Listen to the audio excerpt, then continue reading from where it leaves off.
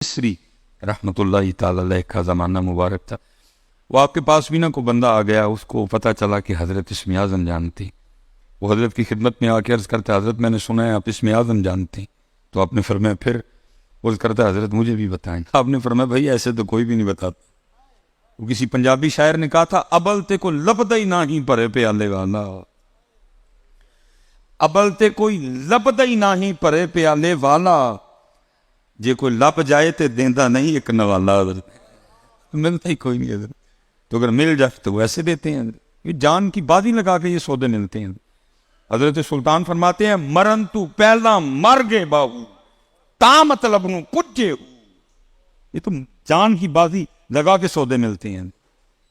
وہ آپ نے فرمایا تو وقت گزار میرے پاس, پھر دیکھتے ہیں کیا کرنا تھے. اللہ حضرت دیکھیے پہلی نظر میں لیتے ہیں کہ برتن اس قابل ہے کہ نہیں ہے, لیکن بڑے لوگ ہوتے ہیں نا, کوشش کرتے ہیں کسی کا دل نہ ٹوٹے, بڑے طریقے سے بھیجنے والے کو بھیج.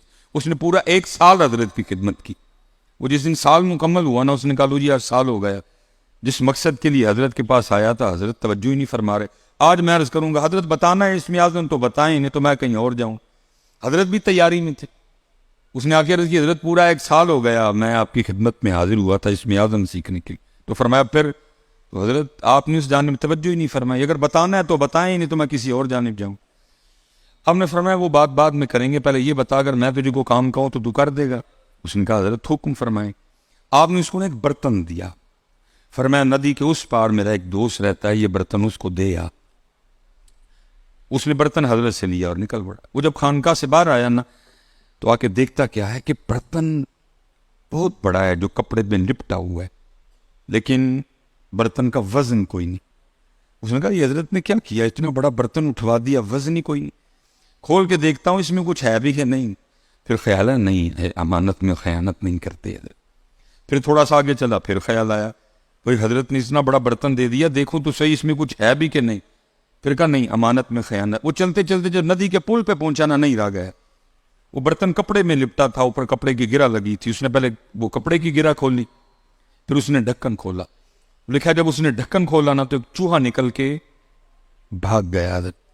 اب سمجھ وہ بھی گیا, اب کیونکہ آگے جانے کا سوال ہی نہیں اٹھتا. وہ واپس آیا حضرت کی خانقاہ میں, حضرت بھی تیار کھڑے تھے. آپ نے آتے ہی ارشاد فرمایا, آپ نے فرمایا تو کہتا ہے کہ تیرے سینے میں رب کے راز ڈالوں, تو کہتا ہے کہ تیرے سینے میں رب کے راز ڈالوں, اور تجھے ایک چوہا دیا تھا وہ تو تجھ سے سنبھالا نہیں گیا, رب کے راز کیا سنبھالے گا. اول پھر ہم تو مائل بکرم, کوئی سائل راہ دکھلائیں کسے, کوئی راہ روے منزل, کوئی ڈھونڈنے سے سینہ نہیں ملتا جس میں صرف مدینہ ہو. کسی جی کینیڈا ہے, کسی جی UK ہے, کسی جی اسپین ہے, کسی جی اٹلی ہے, کسی جی امریکہ ہے, کسی جی آسٹریلیا ہے, کسی جی کویت ہے, کسی جی دبئی. وہ ڈھونڈنے سے سینہ نہیں ملتا ہے جس میں صرف مدینہ ہو, ڈھونڈنے سے نہیں ملتا. تو میں نے بھی اپنی جوانی میں کبھی کسی سے پوچھا تھا کہ حضرت اسم اعظم بتائیں. خیر انہوں نے بتایا, مجھے بھی کوئی نہیں.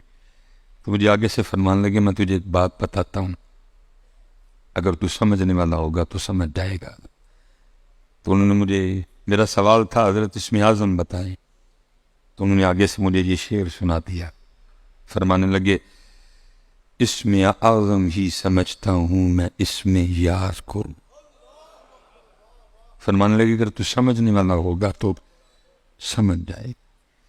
اسم اعظم ہی سمجھتا ہوں میں اسم یار کو, اسی لیے میں یار ہی کے نام کا عامل ہوا ہے. محمد محمد میں کہتا رہا, محمد محمد میں کہتا رہا, نور کے موتیوں کی لڑی بن گئی. آج پتہ ہے حضرت ہماری سب سے بڑی بدبختی کیا ہے, آج کہنے کو تیار کوئی نہیں ہے. آج ہر بندے کو تعویذ چاہیے. آپ کسی کو کہنا اتنے 100 بار تو نے درود پاک نہیں, وہ کہتے نہیں حضرت تعویذ نہیں دے دیں. اب اگر کسی کو کہہ دے کہ تو نے اتنی بار قرآن پاک کی یہ آیا مبارکہ اتنے 100 بار پڑھنی, وہ کہتا حضرت تعویذ نہیں دے دیں. اور اگر آپ کسی کو منا ہی لیں نا پڑھنے کے لیے, یہ میرا اپنا ذاتی تجربہ ہے, اور جو ارد گرد علماء بیٹھے ہیں یہ بھی شاید تائید کریں. میرا ذاتی تجربہ ہے, اگر آپ کسی کو منا لیں نا پڑھنے کے لیے تو وہ بھی تھوڑا آگے جا کے پھر واپس آ کے پوچھتا ہے, حضرت پڑھنے سے کام تو ہو جائے گا نا, اتنی بے یقینی. اور دوسری طرف حال یہ ہے کہ اگر آ کے ہمیں صرف کوئی بندہ اتنا بتا دے کہ فلاں جگہ ایک چھپڑ ہے, فلاں جگہ ایک جوہڑ ہے, میں اس میں نہا کے آیا تو میں ٹھیک ہو گیا, اگلے دن سارے کا سارا گاؤں بس کروا کے اس چھپڑ میں اس جوہڑ میں نہانے کو چلا جائے گا. اور پھر میں کہتا ہوں جو قوم نماز پڑھنے کو تیار نہیں, جو قوم مسجد میں آنے کو تیار نہیں, جو قوم قرآن پڑھنے کو تیار نہیں, جو قوم درود پڑھنے کو تیار نہیں, جو قوم اللہ کا ذکر کرنے کو تیار نہیں, اس قوم کی سزا بھی پھر چپڑ ہی ہے.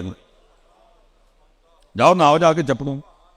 اور میں اس وقت آپ کو گن کے بتا سکتا ہوں کہ پاکستان میں ٹوٹلی کتنے چپڑ ہیں جہاں لوگ اصول شفا کے لیے نہانے جاتے ہیں. میں آپ کو گن کے بتا سکتا ہوں. میرے سیالکوٹ کے قریب حضرت ہیں جہاں لوگ اصول شفا کے لیے نہانے جاتے ہیں حضرت. انہوں نے تو کہا تھا غسل کر, وضو کر, میرے گھر میں آ, 2 رکعتیں پڑھ, اور جو جو تجھے تکلیف ہے, جو جو تجھے دکھ ہے پتا ہمیں. جو مسجد میں نہیں آ سکتا پھر اس کی سزا چپڑ ہی ہے. جا جا کے نہ چپڑ وچ, جس میں پیشاب بھی ہے, جس میں گوبر بھی ہے, جس میں نیند بھی ہے. جاؤ نہ جا کے. اگر جو نہیں قرآن پڑھ سکتے پھر ان کی سزا چھپڑ ہی ہے. حضرت نے آگے پڑھا بھی نا, جو تیرے در سے یار پھرتے ہیں در بدر یوں ہی خار پھرتے ہیں. جاؤ پھرو پھر جا کے. اللہ حضرت یہ لکھا ہے کہ شیخ فرماتے ہیں کہ بغداد شریف میں کوئی قتل ہو گیا, 20 بندے پکڑے گئے. 19 بندے وہ تھے جن کا تعلق بغداد شریف کے ساتھ, اور ایک وہ تھا جو بغداد شریف میں مسافر تھا. جیسے میں آپ کے گوجرا میں مسافر ہوں, میں یہاں نہیں جانتا کسی کو, ٹھیک ہے. 19 بغداد شریف کے رہنے والے, ایک مسافر. ہوا کیا کہ رات آنے سے پہلے وہ جو 19 تھے نا, کسی کا کوئی حمایتی آیا, سفارشی آیا, جاننے والا آیا, ضامن آیا, گیا. رات تک حضرت وہ رہ گیا مسافر اکیلا. اب اس نے کیا کیا, سر رکھا سجدے میں اور اللہ کی بارگاہ میں عرض کرتا ہے, رب کریم تیری شان ہے عالم الغیب و شہادہ, تو جانتا ہے کہ قتل میں نے نہیں. ہو سکتا ہے جو 19 چلے گئے ان میں سے کو قاتل ہو, لیکن کسی کا کوئی حمایتی تھا, کسی کا کوئی سفارشی تھا, کسی کا کوئی جاننے والا تھا, کسی کا کوئی ضامن تھا, ایک کے کر کے لے گئے.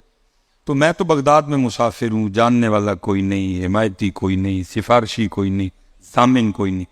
اس لیے میرا حمایتی بھی تو, اس لیے میرا سفارشی بھی تو, اس لیے میرا